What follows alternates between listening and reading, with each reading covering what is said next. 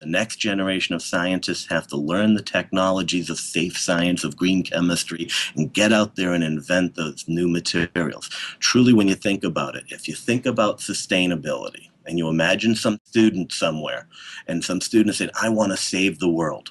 Right now, the last thing that student's going to think is that they should be a chemist if they want to save the world.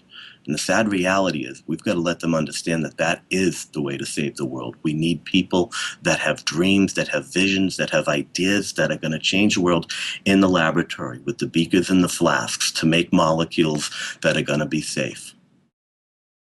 But I have a PhD in chemistry. I went for 4 years of undergraduate. I went for 4 years of graduate school.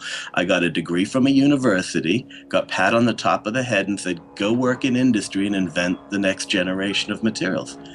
I never had a course in mechanistic toxicology.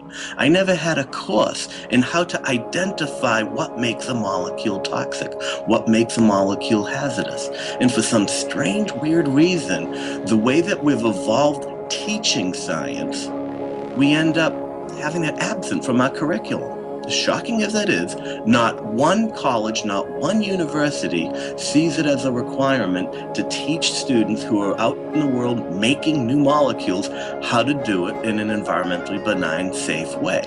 And so no matter how much a company may recognize that they need safe materials, if they don't have a workforce that's trained to do it, well, what are you going to do? And so I think the biggest issue we have to do is look at how we train scientists, get to the root of that, and have next generation army of scientists out there that actually have these skills so that we can do this.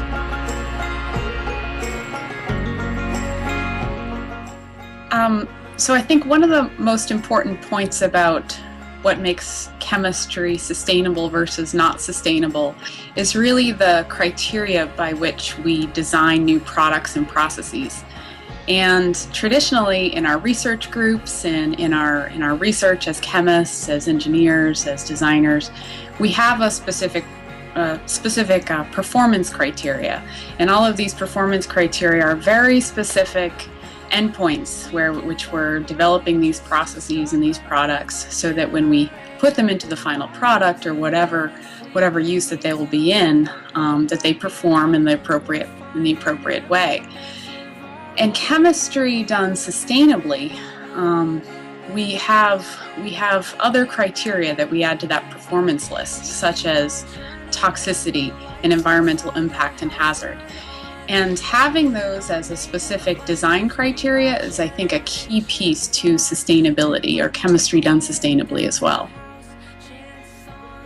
Now, Beyond Benign, with help of Fisher, has been going out there and speaking to those teachers and providing them with learning opportunities to bring curriculum into their classrooms. Step one is to get the people who are motivated to introduce this to their classroom, to have those pieces of information to make them effective in the classroom.